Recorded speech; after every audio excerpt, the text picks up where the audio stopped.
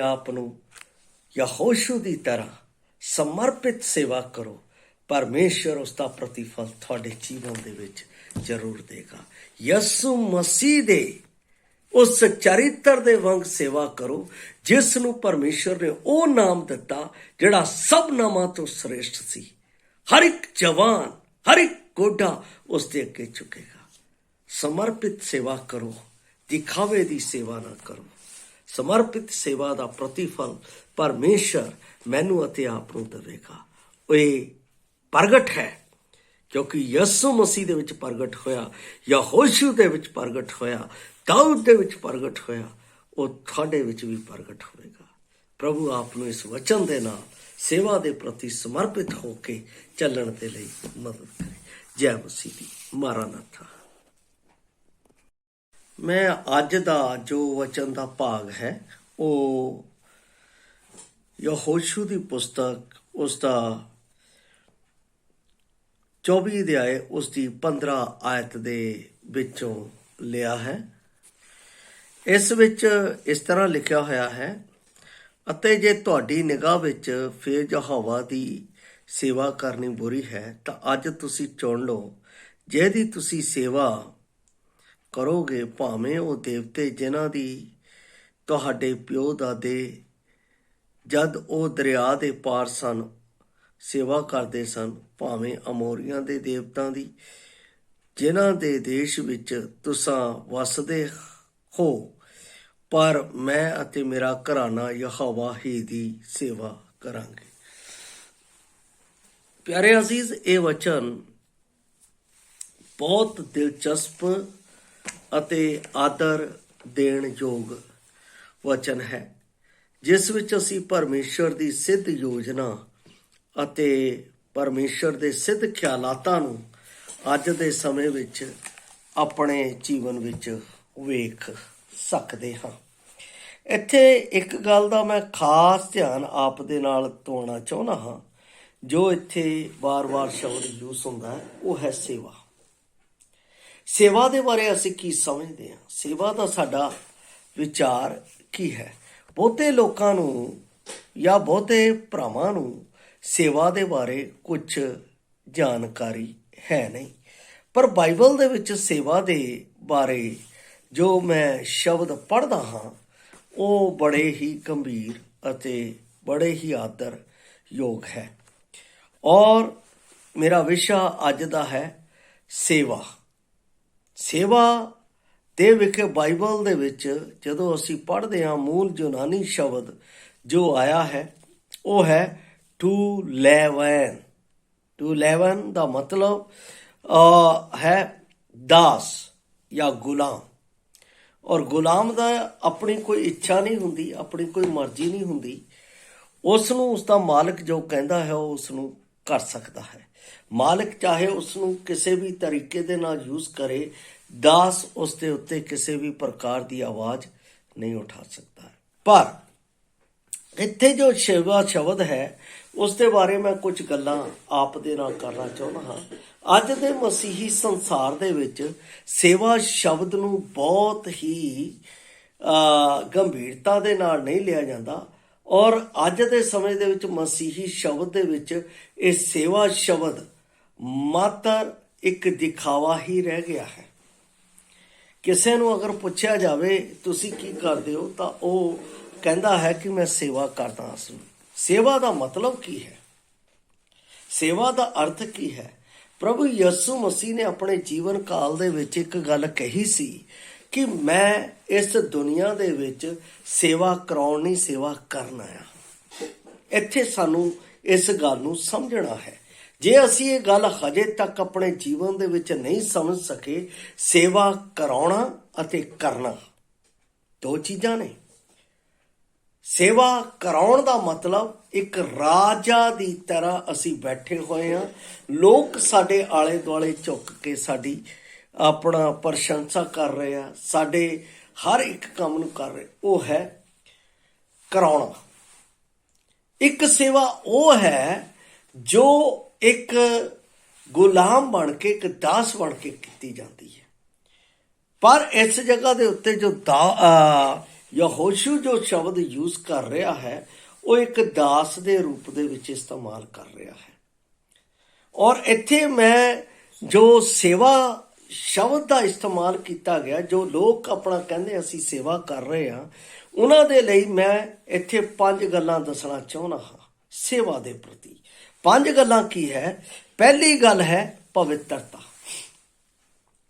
ਪਵਿੱਤਰਤਾ ਦੇ ਵਿੱਚ ਜੇ ਮੇਰੀ ਸੇਵਾ ਨਹੀਂ ਹੈ, ਮੈਂ ਉਸ ਦੇ ਪ੍ਰਤੀ ਪਵਿੱਤਰ ਨਹੀਂ ਹਾਂ, ਤਾਂ ਮੇਰੀ ਸੇਵਾ ਇੱਕ ਢੋਂਗ ਦੀ ਸੇਵਾ ਹੈ, ਦਿਖਾਉਣ ਦੀ ਸੇਵਾ ਹੈ। ਉਹ ਸੇਵਾ ਮੇਰੇ ਵਿੱਚ ਨਹੀਂ ਹੋਣੀ ਚਾਹੀਦੀ ਹੈ। ਬਾਈਬਲ ਦੱਸਦੀ ਹੈ ਕਿ ਮੇਰਾ ਪ੍ਰਭੂ ਜਦੋਂ ਇਸ ਦੁਨੀਆ ਦੇ ਵਿੱਚ ਆਇਆ, ਉਸ ਨੇ ਇਸ ਦੁਨੀਆ ਦੇ ਵਿੱਚ ਮਨੁੱਖੀ ਜੀਵਨ ਨੂੰ ਬਚਾਉਣ ਦੇ ਲਈ ਢੋਂਗ ਦੀ ਸੇਵਾ ਨਹੀਂ, ਪਵਿੱਤਰਤਾ ਦੇ ਨਾਲ ਪਵਿੱਤਰ ਸੇਵਾ ਕੀਤੀ ਹੈ ਪਰਮੇਸ਼ਵਰ ਦੇ ਪ੍ਰਤੀ। ਔਰ ਇਹ ਪਵਿੱਤਰ ਸੇਵਾ ਦੇ ਪ੍ਰਤੀ ਸਮਰਪਿਤ ਹੋਣਾ ਜ਼ਰੂਰੀ ਹੈ, ਜਿਸ ਦੇ ਵਿਖੇ ਮੈਂ ਇੱਥੇ ਆਪਣਾ ਜੋ 24:15 ਦੇ ਵਿੱਚ ਮੇਨ ਗੱਲ ਯਹੋਸ਼ੂ ਕਹਿੰਦਾ ਹੈ, ਪਰਮੇਸ਼ਵਰ ਸਾਰੇ ਲੋਕਾਂ ਨੂੰ ਆਪਣੇ ਨਾਲ ਵਿਅਕਤੀਗਤ ਸੰਬੰਧ ਬਣਾਉਣ ਦੇ ਲਈ ਉਹਨਾਂ ਨੂੰ ਆਪਣੇ ਕੋਲ ਬੁਲਾਉਂਦਾ ਹੈ। ਜਦੋਂ ਅਸੀਂ ਸੇਵਾ ਕਰਨ ਜਾ ਰਹੇ ਹਾਂ, ਜਿਸ ਵਿਅਕਤੀ ਦੇ ਕੋਲ ਜਾ ਰਹੇ ਹਾਂ, ਜਿਸ ਕਾਰਜ ਦੇ ਲਈ ਸੇਵਾ ਕਰਨ ਜਾ ਰਹੇ ਹਾਂ, ਤਾਂ ਇਹਦਾ ਮਤਲਬ ਹੈ ਕਿ ਪਰਮੇਸ਼ਰ ਉਹਨਾਂ ਨੂੰ ਆਪਣੇ ਕਾਰਜ ਦੇ ਲਈ ਇੱਕ ਗੂੜ ਰਿਸ਼ਤਾ ਬਣਾਉਣ ਦੇ ਲਈ ਸੱਦ ਰਿਹਾ ਹੈ। ਪਰ ਅਸੀਂ ਜੇ ਸਮਝੀਏ ਤਾਂ ਸਭ ਤੋਂ ਪਹਿਲਾ ਗੱਲ ਹੈ, ਮੇਰੇ ਜੀਵਨ ਦੇ ਵਿੱਚ ਸੇਵਾ ਦੇ ਪ੍ਰਤੀ ਨਵਾਂ ਜਨਮ ਹੋਣਾ ਜ਼ਰੂਰੀ ਹੈ। ਜੇ ਮੇਰੇ ਵਿੱਚ ਨਵਾਂ ਜਨਮ ਨਹੀਂ ਹੋਇਆ ਹੈ ਪਿਆਰੋ, ਮੈਂ ਨਵਾਂ ਜਨਮ ਪ੍ਰਾਪਤ ਨਹੀਂ ਕੀਤਾ ਹੈ, ਮੈਂ ਤੌਬਾ ਨਹੀਂ ਕੀਤੀ ਹੈ, ਮੈਂ ਮੁਕਤੀ ਨੂੰ ਨਹੀਂ ਪਾਇਆ ਹੈ, ਤਾਂ ਮੇਰੀ ਸੇਵਾ ਵਿਅਰਥ ਹੋਈ, ਉਹਦਾ ਕੋਈ ਮੁੱਲ ਨਹੀਂ ਹੋਵੇਗਾ। ਪਰ ਜੇ ਮੈਂ ਸੇਵਾ ਦੇ ਪਹਿਲੇ ਪੜਾਵ ਦੇ ਵਿੱਚ ਪਵਿੱਤਰਤਾਈ ਦੇ ਲਈ ਨਵਾਂ ਜਨਮ ਪਾਇਆ ਹੈ, ਨਵਾਂ ਜਨਮ ਦਾ ਭਾਵ ਇਹ ਹੈ ਕਿ ਮੈਂ ਸੰਸਾਰ ਦੇ ਲਈ ਮਰ ਗਿਆ ਅਤੇ ਪ੍ਰਭੂ ਦੇ ਰਾਜ ਲਈ, ਉਸ ਦੀ ਸੇਵਾ ਦੇ ਲਈ ਜੀ ਪਿਆ। ਸੰਸਾਰ ਦੇ ਲਈ ਮਰ ਗਿਆ, ਲੇਕਿਨ ਪ੍ਰਭੂ ਦੀ ਸੇਵਾ ਦੇ ਲਈ, ਪ੍ਰਭੂ ਦੀ ਭਗਤੀ ਦੇ ਲਈ, ਪ੍ਰਭੂ ਦੇ ਰਾਜ ਦੇ ਲਈ ਮੈਂ ਜੀ ਪਿਆ। ਔਰ ਉਹ ਜੀਣਾ ਜ਼ਰੂਰੀ ਹੈ। ਜੇ ਉਹ ਚੀਜ਼ ਨਹੀਂ ਹੈ ਤਾਂ ਤੁਸੀਂ ਪਰਮੇਸ਼ਰ ਦੀ ਸੇਵਾ ਨਹੀਂ ਕਰ ਸਕਦੇ ਹੋ, ਤੁਸੀਂ ਪਰਮੇਸ਼ਰ ਦੇ ਰਾਜ ਵਿੱਚ ਵੜ ਵੀ ਨਹੀਂ ਸਕਦੇ ਹੋ। ਬਾਈਬਲ ਦੇ ਵਿੱਚ ਇਹੋ ਤਾਂ ਯਹੋਨਾ ਨੇ ਕਿਹਾ ਸੀ 3 ਅਧਿਆਏ ਦੇ ਵਿੱਚ, ਜਦ ਤੱਕ ਤੁਸੀਂ ਪਰਮੇਸ਼ਰ ਦੇ ਰਾਜ ਦੇ ਵਿੱਚ ਨਵਾਂ ਜਨਮ ਨੂੰ ਪ੍ਰਾਪਤ ਨਹੀਂ ਕਰ ਲੈਂਦੇ, ਤੁਸੀਂ ਉਹਦੇ ਵਿੱਚ ਵੜ ਵੀ ਨਹੀਂ ਸਕਦੇ, ਨਾ ਉਹਨੂੰ ਦੇਖ ਸਕਦੇ ਹੋ। ਇਸ ਦੇ ਲਈ ਇੱਥੇ ਯਹੋਸ਼ੂ ਵੀ ਇਹੀ ਗੱਲ ਕਹਿ ਰਿਹਾ ਹੈ, ਉਸ ਦੇ ਲਈ ਕਿ ਅਸੀਂ ਪਵਿੱਤਰ ਹਾਂ, ਕਿ ਮੈਂ ਆਪਣੇ ਆਪ ਨੂੰ ਪ੍ਰਭੂ ਦੇ ਪ੍ਰਤੀ ਉਸ ਸੰਬੰਧ ਦੇ ਲਈ ਸਮਰਪਿਤ ਕੀਤਾ ਹੈ। ਮੇਰਾ ਪਰਮੇਸ਼ਵਰ ਦੇ ਨਾਲ ਸੰਬੰਧ ਮਸੀਹ ਯਸੂ ਦੇ ਨਾਲ ਪ੍ਰਗਟਤਾ ਦੇ ਵਿੱਚ ਹੁੰਦਾ ਹੈ। ਪ੍ਰਭੂ ਯਸੂ ਮਸੀਹ ਨੂੰ ਜਦੋਂ ਮੈਂ ਸਵੀਕਾਰ ਕਰਦਾ ਹਾਂ ਕਿ ਪ੍ਰਭੂ ਤੂੰ ਮੇਰੇ ਪਾਪੀ ਦੇ ਲਈ ਮਾਰਿਆ ਗਿਆ ਅਤੇ ਕੱਢਿਆ ਗਿਆ ਅਤੇ ਤੀਸਰੇ ਦਿਨ ਜੀ ਉੱਠਿਆ, ਹੁਣ ਤੂੰ ਮੇਰਾ ਪ੍ਰਭੂ ਹੈ, ਹੁਣ ਮੇਰਾ ਜੀਵਨ ਮੇਰਾ ਨਹੀਂ ਤੇਰਾ ਹੈ, ਤਾਂ ਇਹਦਾ ਮਤਲਬ ਮੈਂ ਉਹਦੇ ਲਈ ਸਮਰਪਿਤ ਹੋ ਗਿਆ ਔਰ ਮੇਰਾ ਪਰਮੇਸ਼ਰ ਦੇ ਨਾਲ ਇੱਕ ਗੂੜ ਸੰਬੰਧ ਹੋ ਗਿਆ, ਇੱਕ ਰਿਸ਼ਤਾ ਬਣ ਗਿਆ। ਉਹ ਰਿਸ਼ਤਾ ਪਿਤਾ ਅਤੇ ਪੁੱਤਰ ਦਾ ਹੈ, ਜਿਸ ਦੇ ਵਿੱਚ ਅਸੀਂ ਪਰਮੇਸ਼ਰ ਦੇ ਕਾਰਜ ਦੇ ਲਈ ਸਮਰਪਿਤ ਹਾਂ। ਪਰ ਉਹ ਕਿਸੇ ਦੇ ਨਾਲ ਜ਼ਬਰਦਸਤੀ ਨਹੀਂ ਕਰਦਾ ਹੈ, ਉਹ ਕਿਸੇ ਨੂੰ ਜ਼ਬਰਦਸਤੀ ਨਾ ਕਰਨ ਦੇ ਲਈ ਆਪਣੇ ਕੋਲ ਬੁਲਾਉਂਦਾ ਹੈ। ਪਰਮੇਸ਼ਰ ਫਰੀडम ਦਿੰਦਾ ਹੈ, ਤੁਸੀਂ ਚੁਣ ਲਓ। ਯਹੋਸ਼ੂ ਵੀ ਇਹੀ ਕਹਿ ਰਿਹਾ ਹੈ, ਤੁਸੀਂ ਚੁਣ ਲਓ, ਤੁਸੀਂ ਕਿਹਦੀ ਸੇਵਾ ਕਰਨੀ ਹੈ, ਕਿਹਦੀ ਭਗਤੀ ਕਰਨੀ ਹੈ, ਕਿਹਦੇ ਕੋਲ ਆਪਣੇ ਆਪ ਨੂੰ ਸਮਰਪਿਤ ਕਰਨਾ ਹੈ। ਔਰ ਇਹਦੇ ਵਿੱਚ ਪਵਿੱਤਰਤਾ ਪਹਿਲੀ ਗੱਲ ਆ ਜਾਂਦੀ ਹੈ, ਨਵਾਂ ਜਨਮ ਅਤੇ ਮੁਕਤੀ। ਦੂਸਰੀ ਗੱਲ ਹੈ ਨਮਰਤਾ। ਜਿਹੜਾ ਦਾਸ ਹੁੰਦਾ ਹੈ ਉਹ ਹਮੇਸ਼ਾ ਨਮਰ ਹੁੰਦਾ ਹੈ, ਆਕੜਖੋਰ ਨਹੀਂ ਹੁੰਦਾ, ਉਹ ਘਮੰਡੀ ਨਹੀਂ ਹੁੰਦਾ,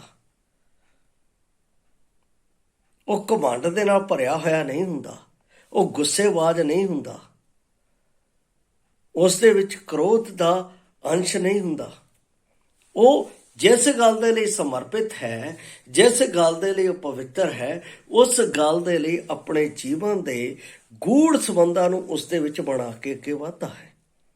ਸੇਵਾ ਦੇ ਲਈ ਸਭ ਪ੍ਰਥਮ ਮੇਰੇ ਵਿੱਚ ਪਵਿੱਤਰਤਾ, ਦੂਸਰੀ ਗੱਲ ਨਮਰਤਾ। ਜੇ ਮੇਰੇ ਵਿੱਚ ਨਮਰਤਾ ਹੈ ਤਾਂ ਮੈਂ ਪਰਮੇਸ਼ਵਰ ਦੇ ਕਾਰਜ ਦੇ ਲਈ ਜੋ ਵੀ ਉਹ ਮੈਨੂੰ ਕਾਰਜ ਦੇ ਰਿਹਾ ਹੈ, ਉਹ ਮੈਂ ਗੁੱਸੇ ਦੇ ਨਾਲ ਨਹੀਂ, ਬੋਝ ਦੇ ਨਾਲ ਨਹੀਂ, ਉਹ ਮੈਂ ਕਿਸੇ ਨਫ਼ਰਤ ਦੇ ਨਾਲ ਨਹੀਂ, ਕਿਸੇ ਪਰਮੇਸ਼ਵਰ ਦੀ ਸ਼ਰ੍ਹਾ ਦੇ ਪ੍ਰਤੀ ਨਹੀਂ, ਮੈਂ ਆਪਣੇ ਆਪ ਨੂੰ ਨਮਰਤਾ ਦੇ ਨਾਲ ਪਰਮੇਸ਼ਵਰ ਦੇ ਪ੍ਰਤੀ ਸਪੁਰਦ ਕਰਕੇ ਸੇਵਾ ਦਾ ਕਾਰਜ ਕਰ ਰਿਹਾ।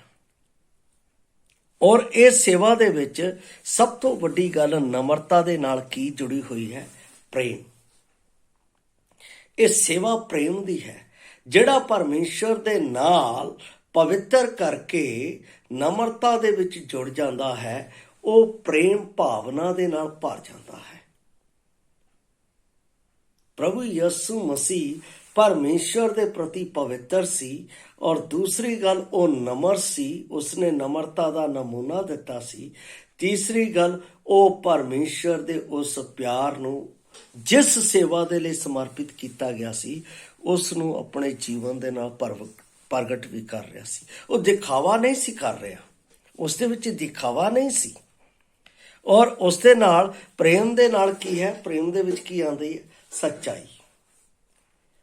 ਪ੍ਰੇਮ ਸੱਤ ਹੈ, ਔਰ ਪ੍ਰੇਮ ਮਰਦਾ ਨਹੀਂ। ਸੱਤ ਕਦੇ ਮਰਦਾ ਨਹੀਂ, ਸੱਤ ਕਦੇ ਛੁਪਦਾ ਨਹੀਂ, ਉਹ ਜੀਵੰਤ ਹੁੰਦਾ ਹੈ। ਔਰ ਜਦੋਂ ਉਹ ਜੀਵੰਤ ਹੁੰਦਾ ਹੈ ਤਦ ਸਾਡੇ ਵਿੱਚ ਪਰਮੇਸ਼ਵਰ ਦੀ ਨਿਸਵਾਰਥ ਭਾਵਨਾ ਆ ਜਾਂਦੀ ਹੈ। ਅੱਜ ਸੇਵਾ ਦੇ ਵਿੱਚ ਇਹ ਗੱਲਾਂ ਨਾ ਨਜ਼ਰ ਆਉਂਦੇ ਹੋਏ ਕੀ ਨਜ਼ਰ ਆਉਂਦਾ ਹੈ? ਮੇਰੇ ਕੋਲ ਧਨ ਕਿੰਨਾ ਹੈ, ਮੇਰੇ ਕੋਲ ਗੱਡੀਆਂ ਕਿੰਨੀਆਂ, ਮੇਰੀ ਪ੍ਰਾਰਥਨਾ ਦੇ ਵਿੱਚ ਆਪਣਾ ਲੋਕ ਧਿਆਨ ਦੇ ਰਹੇ ਆ ਜਾਂ ਨਹੀਂ ਦੇ ਰਹੇ ਆ, ਮੈਂ ਵਚਨ ਦੇ ਵਿੱਚ ਭਰਪੂਰ ਹਾਂ ਜਾਂ ਨਹੀਂ ਹਾਂ। ਇਹ ਸੇਵਾ ਦੇ ਵਿੱਚ ਇਹ ਗੱਲਾਂ ਨਹੀਂ। ਅੱਜ ਲੋਕਾਂ ਦੇ ਵਿੱਚ ਇੱਕ ਚੀਜ਼ ਆ ਗਈ ਹੈ ਕਿ ਮੇਰੀ ਪ੍ਰਾਰਥਨਾ ਪਰਮੇਸ਼ਰ ਸੁਣਦਾ ਹੈ, ਮੈਂ ਜੋ ਕਹਿੰਦਾ ਉਹ ਪਰਮੇਸ਼ਰ ਕਰਦਾ ਹੈ। ਉਹ ਪਰਮੇਸ਼ਰ ਸਾਡਾ ਗੁਲਾਮ ਨਹੀਂ, ਅਸੀਂ ਪਰਮੇਸ਼ਰ ਦੇ ਸੇਵਕ ਹਾਂ, ਅਸੀਂ ਪਰਮੇਸ਼ਰ ਦੀ ਸੇਵਾ ਕਰ ਰਹੇ ਹਾਂ। ਅਸੀਂ ਪਰਮੇਸ਼ਰ ਨੂੰ ਆਪਣਾ ਗੁਲਾਮ ਬਣਾ ਕੇ ਜਦੋਂ ਕਹਿੰਦੇ ਪਰਮੇਸ਼ਰ ਇਹ ਕਰ, ਤਾਂ ਅਸੀਂ ਉਹਨੂੰ ਆਰਡਰ ਦੇ ਰਹੇ ਨਹੀਂ। ਮੇਰੇ ਭਾਈ, ਪਰਮੇਸ਼ਰ ਮੈਨੂੰ ਆਰਡਰ ਦੇ ਸਕਦਾ ਹੈ, ਪਰਮੇਸ਼ਰ ਮੇਰੇ ਜੀਵਨ ਦੇ ਵਿੱਚ ਮੈਨੂੰ ਨਿਰਦੇਸ਼ ਦੇ ਸਕਦਾ ਹੈ। ਮੈਂ ਪਰਮੇਸ਼ਰ ਨੂੰ ਨਿਰਦੇਸ਼ ਨਹੀਂ ਕਰ ਸਕਦਾ, ਕਿਉਂਕਿ ਪਰਮੇਸ਼ਰ ਮੈਨੂੰ ਬਚਾਉਣ ਵਾਲਾ ਹੈ, ਪਰਮੇਸ਼ਰ ਮੈਨੂੰ ਆਪਣੇ ਕੋਲ ਬੁਲਾਉਣ ਵਾਲਾ ਹੈ, ਪਰਮੇਸ਼ਰ ਮੈਨੂੰ ਸੇਵਾ ਦਾ ਦਾਇਤਵ ਦੇਣ ਵਾਲਾ ਹੈ। ਕੋਈ ਇਸ ਧਰਤੀ ਦੇ ਵਿੱਚ ਕੋਈ ਅਜਿਹਾ ਵਿਅਕਤੀ ਨਹੀਂ। ਇਹ ਸਾਡੀ ਖੂਬੀ ਆ, ਲਿਆਕਤ ਨਹੀਂ ਕਿ ਅਸੀਂ ਪਰਮੇਸ਼ਰ ਦੇ ਨੇੜੇ ਆਏ। ਇਹ ਪਰਮੇਸ਼ਰ ਦੀ ਕਿਰਪਾ ਹੈ ਕਿ ਉਹਨੇ ਸਾਨੂੰ ਆਪਣੇ ਕੋਲ ਆਪਣੀ ਮਹਿਮਾ ਦੇ ਲਈ ਬੁਲਾ ਲਿਆ ਤੇ ਰਚ ਲਿਆ। ਇਹੋ ਗੱਲ ਤਾਂ ਯਹੋਸ਼ੂ ਆਪਣੇ ਜੀਵਨ ਕਾਲ ਦੇ ਵਿੱਚ ਕਹਿੰਦਾ ਹੈ, ਜੇ ਤੁਹਾਨੂੰ ਯਹੋਵਾ ਦੀ ਸੇਵਾ ਕਰਨੀ ਬੁਰੀ ਲੱਗੇ। ਦੇਖੋ ਕਿੰਨੀ ਵੱਡੀ ਗੱਲ ਕਹਿ ਰਿਹਾ। ਇਹਦਾ ਮਤਲਬ ਕੀ ਹੈ? ਉਹ ਲੋਕ ਪਰਮੇਸ਼ਰ ਨੂੰ ਦਿਖਾਵਾ ਦਿਖਾਉਣ ਦਾ ਕੰਮ ਕਰ ਰਹੇ ਸੀ। ਅੱਜ ਬਹੁਤ ਸਾਰੇ ਲੋਕ ਇਸ ਤਰ੍ਹਾਂ ਕਰ ਰਹੇ ਆ। ਅੱਜ ਬਹੁਤ ਸਾਰੇ ਲੋਕਾਂ ਦੇ ਵਿੱਚ ਇਹ ਭਾਵਨਾ ਆ ਚੁੱਕੀ ਹੈ, ਔਰ ਇਸ ਭਾਵਨਾ ਦੇ ਨਾਲ, ਇਸ ਆਸਥਾ ਦੇ ਨਾਲ, ਜਿਨ੍ਹਾਂ ਮਸੀਹਾਂ ਨੂੰ ਪਤਾ ਨਹੀਂ ਹੈ ਕਿ ਸੇਵਾ ਕੀ ਚੀਜ਼ ਹੈ, ਉਹਨਾਂ ਨੂੰ ਉਹਨਾਂ ਦੀ ਆਸਥਾ ਦੇ ਨਾਲ ਉਹ ਲੁੱਟ ਰਹੇ। ਇਹ ਬੜਾ ਗੰਭੀਰ ਮਸਲਾ ਹੈ, ਬੜੀ ਗੰਭੀਰ ਗੱਲ ਹੈ। ਹਰ ਕੋਈ ਇਹ ਕਹਿ ਰਿਹਾ ਕਿ ਮੈਂ ਸੇਵਾ ਕਰ ਰਿਹਾ। ਸੇਵਾ ਦੇ ਲਈ ਪਰਮੇਸ਼ਵਰ ਨੇ ਕੀ ਗੱਲ ਕਹੀ ਹੈ, ਮੈਂ ਉਹ ਗੱਲ ਆਪ ਦੇ ਅੱਗੇ ਪੜ੍ਹਨਾ ਚਾਹੁੰਦਾ ਹਾਂ। ਜਦੋਂ ਅਸੀਂ ਮਤੀ ਰਚੀ ਸੁਸਮਾਚਾਰ ਨੂੰ ਪੜ੍ਹਦੇ ਹਾਂ ਤਾਂ ਉਸ ਵਿੱਚ ਕਈ ਗੱਲਾਂ ਸਾਡੇ ਸਾਹਮਣੇ, ਰਸੂਲਾਂ ਦੇ ਕਰਤੱਵ, ਜਦੋਂ ਅਸੀਂ ਉਸ ਦਾ 6 ਅਧਿਆਏ ਪੜ੍ਹਦੇ ਹਾਂ ਤਾਂ ਉਸ ਵਿੱਚ ਚੇਲੇ ਕੀ ਕਹਿੰਦੇ ਆ। ਮੈਂ ਆਪ ਦੇ ਲਈ ਉਸ ਖੰਡ ਨੂੰ ਪੜ੍ਹ ਰਿਹਾ ਹਾਂ। 6 ਅਧਿਆਏ ਦੇ ਵਿੱਚ ਇੱਥੇ ਉਹ ਆਪਣਾ ਗੱਲ ਕਰਦੇ ਆ। ਕਹਿੰਦਾ ਹੈ, ਤਦ ਵਾਰਾਂ ਨੇ ਚੇਲਿਆਂ ਦੀ ਸੰਗਤ ਨੂੰ ਕੋਲ ਸੱਦ ਕੇ ਆਖਿਆ, ਇਹ ਚੰਗੀ ਗੱਲ ਨਹੀਂ ਕਿ ਜੋ ਅਸੀਂ ਪਰਮੇਸ਼ਰ ਦੀ ਵਚਨ ਨੂੰ ਛੱਡ ਕੇ ਖਿਲਾਉਣ ਪਿਲਾਉਣ ਦੀ ਸੇਵਾ ਕਰੀ। ਤਾਂ ਭਾਈਓ, ਉਸਨੇ ਇੱਕ ਗੱਲ ਉਹਨਾਂ ਵਿੱਚ ਕਹੀ। ਉਹਨੇ ਕੀ ਕਿਹਾ ਕਿ ਭਾਈਓ, ਆਪਣੇ ਵਿੱਚੋਂ 7 ਨੇਕ ਨਾਮ ਆਦਮੀਆਂ ਨੂੰ ਜਿਹੜੇ ਆਤਮਾ ਅਤੇ ਬੁੱਧ ਨਾਲ ਭਰਪੂਰ ਹੋਣ ਚੁਣ ਲਓ। ਆਤਮਾ ਅਤੇ ਬੁੱਧ ਦੇ ਨਾਲ, ਇਹ ਬੜੀ ਗੰਭੀਰ ਗੱਲ ਹੈ। ਬਾਈਬਲ ਦੇ ਵਿੱਚ ਜਦੋਂ ਤਿਮੋਥੀਅਸ ਦੀ ਪੱਤਰੀ ਮੈਂ ਉਸ ਦਾ 3 ਅਧਿਆਇ ਪੜ੍ਹਦਾ ਹਾਂ ਤਾਂ ਉਸ ਦੇ ਵਿੱਚ ਲਿਖਿਆ ਹੈ, ਜਿਸ ਨੂੰ ਪਰਮੇਸ਼ਰ ਦੇ ਵਚਨ ਦਾ ਗਿਆਨ ਨਾ ਹੋਵੇ, ਜਿਸ ਨੂੰ ਪਰਮੇਸ਼ਰ ਦੇ ਵਚਨ ਦਾ ਬੋਧ ਨਾ ਹੋਵੇ, ਉਹ ਸੇਵਾ ਨਾ ਕਰੇ, ਕਿਉਂਕਿ ਪਰਮੇਸ਼ਰ ਉਪਦੇਸ਼ਕਾਂ ਤੋਂ ਜ਼ਿਆਦਾ ਹਿਸਾਬ ਲਵੇਗਾ। ਯਾਕੂਬ ਦੀ ਪੁਸਤਕ 3 ਅਧਿਆਇ ਦੀ 1 ਆਇਤ 'ਚ, ਔਰ ਉਪਦੇਸ਼ਕਾਂ ਤੋਂ ਹੀ ਨਿਆਂ ਸ਼ੁਰੂ ਹੋਵੇਗਾ। ਪਿਆਰੇ ਅਜ਼ੀਜ਼, ਇਹ ਸੇਵਾ ਇੱਕ ਬੜਾ ਗੰਭੀਰ ਆਪਣਾ ਮੈਟਰ ਹੈ, ਇੱਕ ਬਹੁਤ ਗੰਭੀਰ ਸ਼ਬਦ ਹੈ ਜਿਸ ਦੇ ਪ੍ਰਤੀ ਸਮਰਪਣ ਹੋਣਾ ਜ਼ਰੂਰੀ ਹੈ। ਸਭ ਤੋਂ ਵੱਡੀ ਗੱਲ ਹੈ ਉਸ ਦਾ ਧਿਆਨ ਪਰਮੇਸ਼ਰ ਦੇ ਰਾਜ ਦੇ ਲਈ ਹੋਣਾ ਜ਼ਰੂਰੀ ਹੈ। ਜੇ ਪਰਮੇਸ਼ਰ ਦੇ ਰਾਜ ਦੇ ਵਿੱਚ ਉਹਦਾ ਧਿਆਨ ਨਹੀਂ ਤਾਂ ਪਰਮੇਸ਼ਰ ਦੀ ਸੇਵਾ ਨਹੀਂ ਕਰ ਸਕਦਾ। ਪਰਮੇਸ਼ਰ ਦੇ ਵਚਨ ਦੇ ਵਿੱਚ ਜਦੋਂ ਮੈਂ ਮਤੀ ਰਚੀ ਸੁਸਮਾਚਾਰ ਉਸ ਦਾ 6 ਅਧਿਆਏ ਪੜ੍ਹਦਾ ਹਾਂ, 6 ਦੀ 24 ਆਇਤ, ਤਾਂ ਉੱਥੇ ਪਰਮੇਸ਼ਰ ਦਾ ਵਚਨ, ਪਰਮੇਸ਼ਰ ਦਾ ਦਾਸ ਇਸ ਤਰ੍ਹਾਂ ਕਹਿੰਦਾ ਹੈ, ਕੋਈ ਮਨੁੱਖ 2 ਮਾਲਕਾਂ ਦੀ ਸੇਵਾ ਨਹੀਂ ਕਰ ਸਕਦਾ। 2 ਮਾਲਕਾਂ ਦੀ ਮਤਲਬ ਪ੍ਰਭੂ ਅਤੇ ਧਨ। ਪ੍ਰਭੂ ਅਤੇ ਧਨ। ਕਹਿੰਦਾ ਕਿਉਂ ਜੋ ਇੱਕ ਦੇ ਨਾਲ ਬੈਰ ਰੱਖੇਗਾ ਅਤੇ ਦੂਜੇ ਨਾਲ ਪ੍ਰੀਤ ਰੱਖੇਗਾ, ਜਾਂ ਇੱਕ ਨਾਲ ਮਿਲਿਆ ਰਹੇਗਾ ਅਤੇ ਦੂਏ ਨੂੰ ਤੁੱਛ ਜਾਣੇ, ਤੁਸੀਂ ਪਰਮੇਸ਼ਰ ਅਤੇ ਮਾਇਆ ਦੋਹਾਂ ਦੀ ਸੇਵਾ ਨਹੀਂ ਕਰ ਸਕਦੇ। ਕਿਉਂ ਪ੍ਰਭੂ ਯਿਸੂ ਮਸੀਹ ਨੂੰ ਕਹਿਣਾ ਪਿਆ? ਕਾਹਤੇ? ਕਿਉਂਕਿ ਬਹੁਤ ਸਾਰੇ ਲੋਕਾਂ ਨੇ, ਬਹੁਤ ਸਾਰੇ ਵਿਸ਼ਵਾਸੀਆਂ ਨੇ ਜਿਹੜੇ ਆਪਣੇ ਆਪ ਨੂੰ ਕਲੀਸਿਆ ਦੇ ਵਿੱਚ ਉੱਠਦੇ ਆ ਜਾਂ ਕਿਸੇ ਜਗ੍ਹਾ ਦੇ ਉੱਤੇ ਤਕਰਾਰ ਕਰਕੇ ਉੱਠਦੇ ਆ, ਤਾਂ ਉਹ ਆਪਣੇ ਢਿੱਡ ਨੂੰ ਸੇਵਾ ਦਾ ਦੁਆਰ ਬਣਾਉਂਦੇ ਆ। ਢਿੱਡ ਦਾ ਮਤਲਬ ਮਾਇਆ ਨੂੰ। ਕਿੱਦਾਂ ਮੇਰੇ ਕੋਲ ਪੈਸਾ ਆ ਸਕਦਾ ਹੈ, ਕਿੱਦਾਂ ਮੈਂ ਇਸ ਚੀਜ਼ ਨੂੰ ਹਾਸਲ ਕਰ ਸਕਦਾ, ਉਹਨਾਂ ਦੇ ਵਿੱਚ ਬਹੁਤ ਸਾਰੀਆਂ ਅਜਿਹੀਆਂ ਗੱਲਾਂ ਆ ਜਾਂਦੀਆਂ ਹੈ ਜਿਹਦੇ ਨਾਲ ਉਹ ਭੋਲੇ ਭਾਲੇ ਲੋਕਾਂ ਨੂੰ, ਭੋਲੇ ਭਾਲੇ ਵਿਸ਼ਵਾਸੀਆਂ ਨੂੰ ਲੁੱਟ ਕੇ ਪਰਮੇਸ਼ਰ ਦੀ ਸੇਵਾ ਦਾ ਵਾਸਤਾ ਦੇ ਕੇ ਆਪਣੇ ਢਿੱਡ ਨੂੰ ਭਰਦੇ ਆ। ਬਾਈਬਲ ਦੇ ਵਿੱਚ ਲਿਖਿਆ ਲੇਖਾ ਬਹੁਤ ਦੇਣਾ ਪਏਗਾ, ਬਚ ਨਹੀਂ ਸਕਦੇ। ਮੈਨੂੰ ਕਈ ਵਾਰ ਆਪਣੇ ਆਪ ਦੇ ਵਿੱਚ ਡਰ ਪੈਦਾ ਹੁੰਦਾ ਹੈ, ਜੇ ਅਸੀਂ ਕੋਈ ਗਲਤ ਗੱਲ ਕਰ ਦਿੰਦੇ ਹਾਂ ਤਾਂ ਅਸੀਂ ਪਰਮੇਸ਼ਰ ਦੇ ਸਾਹਮਣੇ ਕਿੱਦਾਂ ਖੜੇ ਹੋਵਾਂਗੇ। ਇੱਕ ਇੱਕ ਸ਼ਬਦ ਨੂੰ ਜਦੋਂ ਵਚਨ ਦੇ ਵਿੱਚੋਂ ਅਸੀਂ ਬੋਲਣਾ ਹੁੰਦਾ ਹੈ ਤਾਂ ਉਸ ਨੂੰ ਅਸੀਂ ਬਾਰ-ਬਾਰ ਪਰਖ ਕੇ ਦੇਖਦੇ ਹਾਂ, ਸਹੀ ਹੈ ਜਾਂ ਗਲਤ। ਵਚਨ ਕੋਈ ਆਮ ਚੀਜ਼ ਨਹੀਂ ਹੈ, ਇਹ ਪਰਮੇਸ਼ਰ ਦਾ ਜਿਉਂਦਾ ਵਚਨ ਹੈ। ਇਹ ਪਰਮੇਸ਼ਰ ਦਾ ਜਿਉਂਦਾ ਅੱਗ ਦੇ ਨਾਲ ਭਖਦਾ ਹੋਇਆ ਵਚਨ ਹੈ, ਜਿਸ ਨੂੰ ਅਸੀਂ ਲੈ ਕੇ ਖੜਾ ਹੋਣਾ ਹੈ। ਅਸੀਂ ਲੋਕਾਂ ਨੂੰ ਕੀ ਸੋਚਦੇ ਹਾਂ ਜਾਂ ਵਿਸ਼ਵਾਸੀਆਂ ਨੂੰ ਕੀ ਸੋਚਦੇ ਹਾਂ ਕਿ ਉਹਨਾਂ ਨੂੰ ਕੁਝ ਨਹੀਂ ਪਤਾ। ਔਰ ਅੱਜ ਕੱਲ੍ਹ ਦੇ ਵਿਸ਼ਵਾਸੀ ਵੀ ਮੈਂ ਇਸ ਤਰ੍ਹਾਂ ਦੀ ਗੱਲ ਸੋਚਦਾ ਹਾਂ ਕਿ ਉਹ ਭੌਤਿਕ ਹੋ ਗਏ ਨੇ, ਉਹ ਆਤਮਿਕ ਨਹੀਂ। ਭੌਤਿਕ ਮਤਲਬ ਮੇਰਾ ਆਹ ਕੰਮ ਹੋ ਜਾਵੇ, ਮੇਰਾ ਬਾਹਰ ਦਾ ਕੰਮ ਹੋ ਜਾਵੇ, ਮੇਰਾ ਉਹ ਕੰਮ ਹੋ ਜਾਵੇ। ਔਰ ਸੇਵਕ ਵੀ ਉਹਦੇ ਲਈ ਆਤਮਿਕਤਾ ਦੀ ਗੱਲ ਨਹੀਂ ਕਰਦਾ, ਉਹਨਾਂ ਦੀ ਭੌਤਿਕਤਾ ਦੇ ਲਈ ਪ੍ਰਾਰਥਨਾ ਕਰਦਾ। ਦੇਖਿਆ, ਮੇਰੇ ਕੋਲ ਮੈਂ ਪਾਸਪੋਰਟ ਲਿਆਂਦਾ ਸੀ, ਮੈਂ ਪ੍ਰਾਰਥਨਾ ਕੀਤੀ, ਉਹ ਬਾਹਰ ਚਲਾ ਗਿਆ। ਉਹਦੇ ਨਾਲ 4 ਬੰਦੇ ਹੋਰ ਲੈ ਕੇ ਆਊਗਾ, ਉੱਥੇ ਜਾਓ। ਉਹਨਾਂ ਕੋਲ ਪਰਮੇਸ਼ਵਰ ਦੀ ਖੁਸ਼ਖਬਰੀ ਦਾ ਪ੍ਰਚਾਰ ਹੈ ਹੀ ਨਹੀਂ, ਉਹ ਖੁਸ਼ਖਬਰੀ ਦਾ ਪ੍ਰਚਾਰ ਕਰਦੇ ਹੀ ਨਹੀਂ। ਪੌਲਸ ਰਸੂਲ ਨੇ ਆਪਣੇ ਜੀਵਨ ਦੇ ਵਿੱਚ ਇੱਕ ਦਾਇਰਾ ਬਣਾ ਦਿੱਤਾ ਸੀ। ਉਸ ਨੇ ਆਪਣਾ ਸੇਵਾ ਦੇ ਲਈ ਉਸ ਗੱਲ ਨੂੰ ਬੜੇ ਸਾਫ਼ ਰੀਤੀ ਨਾਲ ਪ੍ਰਗਟ ਕੀਤਾ। ਪਹਿਲਾ ਕੁਰਿੰਥੀਆਂ 1:23 ਦੇ ਵਿੱਚ ਲਿਖਿਆ ਹੈ ਕਿ ਅਸੀਂ ਸਲੀਬ ਦਿੱਤੇ ਹੋਏ ਮਸੀਹ ਦਾ ਪ੍ਰਚਾਰ ਕਰਦੇ ਹਾਂ। ਦੂਸਰਾ ਤਿਮੋਥੀਅਸ 2:8 ਜੋ ਪਰਮੇਸ਼ਰ ਦੇ ਵਚਨ ਦੇ ਅਨੁਸਾਰ ਮੁਰਦਿਆਂ ਵਿੱਚੋਂ ਜੀ ਉੱਠਿਆ। ਇਹ ਪ੍ਰਚਾਰ ਨਾ ਕਰਦੇ ਹੋਏ ਅਸੀਂ ਭੌਤਿਕ ਗੱਲਾਂ ਦੇ ਪਿੱਛੇ ਭੱਜ ਪਏ। ਬਾਈਬਲ ਦੇ ਵਿੱਚ ਕੀ ਲਿਖਿਆ ਹੈ? ਜਦੋਂ ਅਸੀਂ ਮਤੀ ਦੀ ਅੰਜੀਲ 6:24 ਪੜ੍ਹਦੇ ਹਾਂ ਤਾਂ ਕਹਿੰਦਾ, ਪਹਿਲਾਂ ਤੁਸੀਂ ਉਹਦੇ ਧਰਮ ਅਤੇ ਰਾਜ ਦੀ ਖੋਜ ਕਰੋ, ਇਹ ਵਸਤਾਂ ਤੁਹਾਨੂੰ ਆਪਣੇ ਆਪ ਮਿਲ ਜਾਣਗੀਆਂ। ਇਹਦਾ ਮਤਲਬ ਜਦ ਤੱਕ ਅਸੀਂ ਪਰਮੇਸ਼ਵਰ ਦੇ ਰਾਜ ਦੀਆਂ, ਪਰਮੇਸ਼ਵਰ ਦੀ ਆਤਮਿਕਤਾ ਦੀਆਂ, ਪਰਮੇਸ਼ਵਰ ਦੇ ਉਸ ਆਤਮਿਕ ਖਿਆਲਾਤਾਂ ਦੀਆਂ, ਪਰਮੇਸ਼ਰ ਦੇ ਉਸ ਪ੍ਰੇਮ ਦੇ ਨਾਲ ਆਤਮਿਕਤਾ ਭਰੀਆਂ ਗੱਲਾਂ ਨਹੀਂ ਕਰਦੇ ਹਾਂ, ਉਸ ਦੇ ਵਿੱਚ ਸਾਡੇ ਵਿੱਚ ਪਰਮੇਸ਼ਰ ਦੀ ਆਤਮਾ ਦਾ ਪ੍ਰਕਾਸ਼ਨ ਨਹੀਂ ਹੁੰਦਾ ਹੈ, ਤਾਂ ਅਸੀਂ ਸੇਵਾ ਨਹੀਂ ਕਰ ਰਹੇ। ਅਸੀਂ ਭੌਤਿਕਤਾ ਦੇ ਨਾਲ ਲੋਕਾਂ ਨੂੰ ਰੁਝਾ ਕੇ ਆਪਣੇ ਢਿੱਡ ਨੂੰ ਪਾਲਣ ਦੀ ਕੋਸ਼ਿਸ਼ ਕਰ ਰਹੇ ਹਾਂ। ਬਾਈਬਲ ਦੱਸਦੀ ਹੈ ਉਹ ਲੋਕ ਇਸ ਧਰਤੀ ਦੇ ਵਿੱਚ, ਇਸ ਦੁਨੀਆ ਤੋਂ ਆਦਰ ਪਾਲਣਗੇ, ਪਰ ਇਨ ਹੈਵਨ ਉਹ ਸਵਰਗ ਦੇ ਵਿੱਚ ਵੜ ਵੀ ਨਹੀਂ ਸਕਣਗੇ। ਮੈਂ ਪਿਛਲੇ ਕੱਲ ਵੀ ਪੜ੍ਹਿਆ ਸੀ ਮਤੀ 7:21-23, ਹੇ ਪ੍ਰਭੂ ਕਹਿਣ ਵਾਲੇ, ਏਦਾਂ ਦੇ ਸੇਵਾਦਾਰ ਬਹੁਤ ਮਿਲਣਗੇ, ਉਹ ਸਵਰਗ ਦੇ ਰਾਜ ਦੇ ਵਿੱਚ ਨਹੀਂ ਵੜਨਗੇ। ਹਾਂ, ਦੂਸਰੀ ਸੇਵਾ ਕਲੀਸਿਆ ਦੇ ਵਿੱਚ ਹੈ। ਕਲੀਸਿਆ ਦੇ ਵਿੱਚ ਅਸੀਂ ਕਿਸ ਤਰ੍ਹਾਂ ਸੇਵਾ ਕਰਦੇ ਹਾਂ?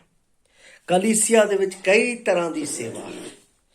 ਕਿਸੇ ਨੂੰ ਪ੍ਰਚਾਰ ਕਰਨ ਦੀ ਸੇਵਾ ਦਿੱਤੀ ਗਈ ਹੈ, ਕਿਸੇ ਨੂੰ ਹੌਸਲਾ ਦੇਣ ਦੀ ਸੇਵਾ ਦਿੱਤੀ ਗਈ ਹੈ, ਕਿਸੇ ਨੂੰ ਭਲਾਈ ਕਰਨ ਦੀ ਸੇਵਾ ਦਿੱਤੀ ਗਈ ਹੈ, ਕਿਸੇ ਨੂੰ ਕਲੀਸਿਆ ਦੇ ਕੁਝ ਜਿਹੜੇ ਅਕਾਊਂਟਿੰਗ ਕੰਮ ਹੈ ਉਹਦੀ ਸੇਵਾ ਦਿੱਤੀ ਗਈ ਹੈ, ਕਈਆਂ ਨੂੰ ਚਰਚ ਦੇ ਸਫਾਈ ਦੀ ਸੇਵਾ ਦਿੱਤੀ ਗਈ ਹੈ, ਕਈਆਂ ਨੂੰ ਪਰਮੇਸ਼ਰ ਦੇ ਘਰ ਦੇ ਵਿੱਚ ਉਸ ਬਰਤਨ ਸਾਫ਼ ਕਰਨ ਦੀ ਸੇਵਾ ਦਿੱਤੀ ਗਈ ਹੈ। ਕਈ ਪ੍ਰਕਾਰ ਦੀ ਸੇਵਾ ਹੈ, ਪਰ ਉਹਦੇ ਵਿੱਚ ਜੇ ਕਲੀਸਿਆ ਦੇ ਵਿਸ਼ਵਾਸੀਆਂ ਦਾ ਸਮਰਪਣ ਨਹੀਂ ਹੈ, ਪਰਮੇਸ਼ਰ ਦਿਲੋਂ ਜਾਣਦਾ ਹੈ, ਦਿਲੋਂ ਸਮਝਦਾ ਹੈ ਕਿਹੜਾ ਮੇਰੇ ਘਰ ਦੀ ਸੇਵਾ ਕਰ ਰਿਹਾ ਹੈ, ਕਿਹੜਾ ਮੇਰੇ ਘਰ ਦੇ ਵਿੱਚ ਇਸ ਤਰ੍ਹਾਂ ਦੇ ਨਾਲ ਆਪਣੇ ਲੋਕਾਂ ਨੂੰ ਉੱਚਾ ਕਰਨ ਦਾ ਦਾਇਤਵ ਕਰ ਰਿਹਾ ਹੈ। ਪਰਮੇਸ਼ਰ ਪਛਾਣਦਾ ਹੈ। ਪਰਮੇਸ਼ਰ ਦੇ ਅੱਗੇ ਅਸੀਂ ਆਪਣੇ ਆਪ ਨੂੰ ਲੁਕੋ ਨਹੀਂ ਸਕਦੇ, ਪਰਮੇਸ਼ਰ ਦੇ ਅੱਗੇ ਅਸੀਂ ਆਪਣੇ ਆਪ ਨੂੰ ਛੁਪਾ ਨਹੀਂ ਸਕਦੇ। ਉਹ ਸਾਡੀ ਕਿਤਾਬ ਨੂੰ ਖੋਲ ਕੇ ਰੱਖ ਦੇਵੇਗਾ, ਭਾਵੇਂ ਵਿਸ਼ਵਾਸੀ ਹੈ ਭਾਵੇਂ ਸੇਵਕ ਹੈ। ਜੇ ਅਸੀਂ ਸੇਵਾ ਕਰ ਰਹੇ ਹਾਂ, ਸੇਵਾ ਸ਼ਬਦ ਯੂਜ਼ ਕਰ ਰਹੇ ਹਾਂ, ਤਾਂ ਉਸ ਸੇਵਾ ਦੇ ਪ੍ਰਤੀ ਆਪਣੇ ਆਪ ਨੂੰ ਸੱਚਮੁੱਚ ਦਾ ਸਮਰਪਣ ਕਰੋ। ਯਹੋਸ਼ੂ ਨੇ ਸਮਰਪਣ ਕੀਤਾ, ਮੈਂ ਅਤੇ ਮੇਰਾ ਘਰਾਨਾ ਯਹੋਵਾ ਹੀ ਦੀ ਸੇਵਾ ਕਰਨਗੇ। ਉਹਦਾ ਸਮਰਪਣ, ਪੌਲਸ ਦਾ ਸਮਰਪਣ, ਪਤਰਸ ਦਾ ਸਮਰਪਣ, ਦਾਊਦ ਦਾ ਸਮਰਪਣ ਦੇਖੋ, ਜਿੱਥੇ ਜਿੱਥੇ ਉਹਨਾਂ ਨੇ ਸਮਰਪਣ ਕੀਤਾ, ਪਰਮੇਸ਼ਰ ਦੇ ਅੱਗੇ ਸੱਚੀ ਭਗਤੀ ਕੀਤੀ, ਪਰਮੇਸ਼ਰ ਨੇ ਉਹਨਾਂ ਨੂੰ ਉਠਾਇਆ ਵੀ ਆ, ਉੱਚਾ ਵੀ ਕੀਤਾ। ਜੇ ਪਰਮੇਸ਼ਰ ਦੀ ਸੇਵਾ ਸੱਚੇ ਮਨ ਨਾਲ ਕਰੋਗੇ ਤਾਂ ਤੁਹਾਨੂੰ ਚੁੱਕੇਗਾ। ਜੇ ਤੁਸੀਂ ਪਰਮੇਸ਼ਰ ਦੀ ਸੇਵਾ ਮਾਤਰ ਦਿਖਾਣ ਦੇ ਲਈ, ਢਿੱਡ ਦੇ ਲਈ, ਆਪਣੇ ਕਮਾਂਡ ਦੇ ਨਾਲ ਉੱਚਾ ਹੋਣ ਦੇ ਲਈ ਕਰਦੇ ਹੋ, ਤਾਂ ਕਦੇ ਵੀ ਪਰਮੇਸ਼ਰ ਤੁਹਾਨੂੰ ਉੱਠਣ ਨਹੀਂ ਦੇਗਾ, ਪਰਮੇਸ਼ਰ ਤੁਹਾਨੂੰ ਬਲੈਸ ਨਹੀਂ ਕਰੇਗਾ। ਪਰਮੇਸ਼ਰ ਦੀ ਆਸ਼ੀਸ਼ ਉਦੋਂ ਹੈ ਜਦੋਂ ਮੈਂ ਨਿਸਵਾਰਥਤਾ ਦੇ ਨਾਲ, ਪਵਿੱਤਰਤਾ ਦੇ ਵਿੱਚ, ਪ੍ਰੇਮ ਦੇ ਨਾਲ, ਸੱਚਾਈ ਦੇ ਨਾਲ ਅਤੇ ਪਰਮੇਸ਼ਰ ਦੀ ਨਮਰਤਾ ਦੇ ਨਾਲ ਉਹਦੀ ਸੇਵਾ ਕਰਦਾ ਹਾਂ, ਤਾਂ ਪਰਮੇਸ਼ਰ ਉਸ ਦਾ ਮੈਨੂੰ ਪ੍ਰਤੀਫਲ ਦੇਗਾ।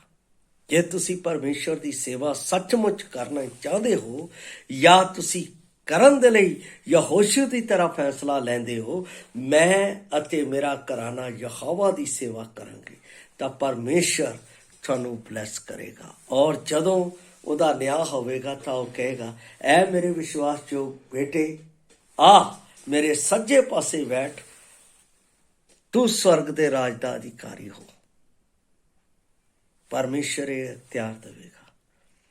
ਕੀ ਤੁਸੀਂ ਇਹ ਆਵਾਜ਼ ਸੁਣਨਾ ਪਸੰਦ ਕਰੋਗੇ? ਕੀ ਤੁਸੀਂ ਪਰਮੇਸ਼ਰ ਦੇ ਕੋਲ ਮੁਬਾਰਕ ਹੋਣ ਦਾ ਸ਼ਬਦ ਲੈਣਾ ਚਾਹੋਗੇ? ਲੈਣਾ ਚਾਹੁੰਦੇ ਹੋ ਤਾਂ ਆਪਣੇ